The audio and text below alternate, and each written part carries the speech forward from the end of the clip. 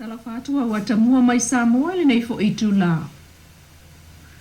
O le Samoa mua la vole feilo inga le minister tanga rengo tinam te mai tai. E fio ngā leota laki la mustelesio. Masui o le malo i nuu po opule nuu. Na lato lipo ti atua il minister ni fa le tonu o silia man se fulu tau sanga talu ono fea ngai malatau. E pe o na sao noa leota il palmene. O le Samoa mua na ufa feilo ai ai.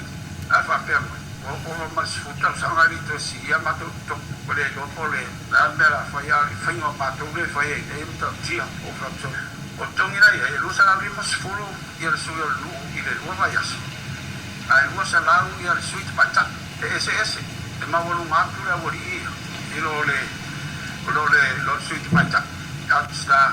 sa ya for ta ma re ma o la no ss ya ta to le tam fa promote ta tu ya e paho ua ia tatou te maita a rea pe falling on mai e solo mua i tatou tanga ruanga ia le whae se ngol bae ma le Ta noa minister e se sele whainga na sa waile mtanga ruanga o lo ngafa ma le si iti o tūlango te maitai e mātou la te tilo ia e leo sao lea mea o mea leo whae e loa ton la si lunga ton se lauta la i le lua vai aso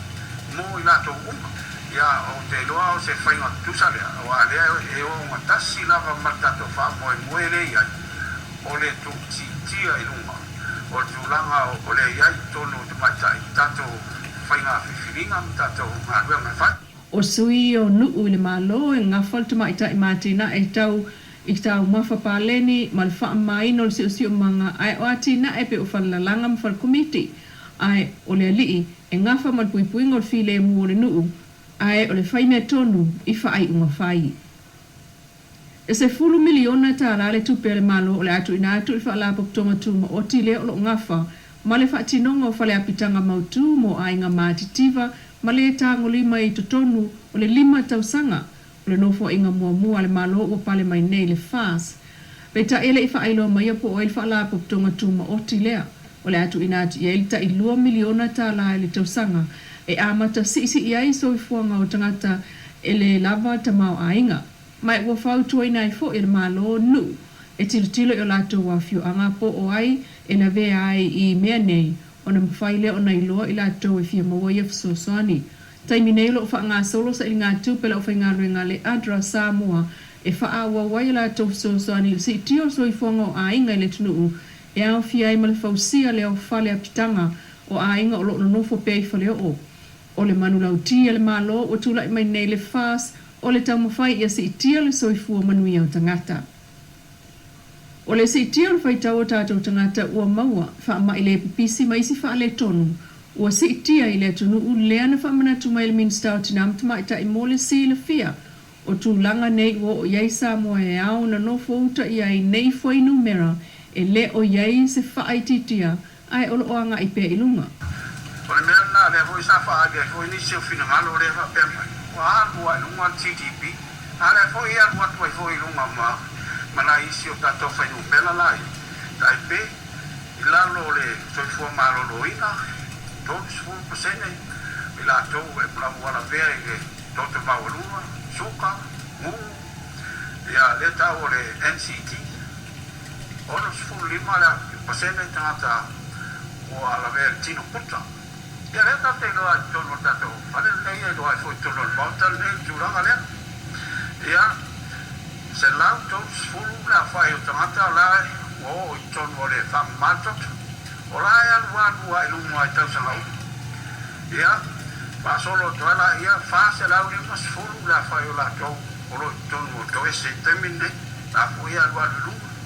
pa solo mai ile tuta wa una luas fu lima pasere ya drop out mai le tau sanga sfurto ma un tele fai no bena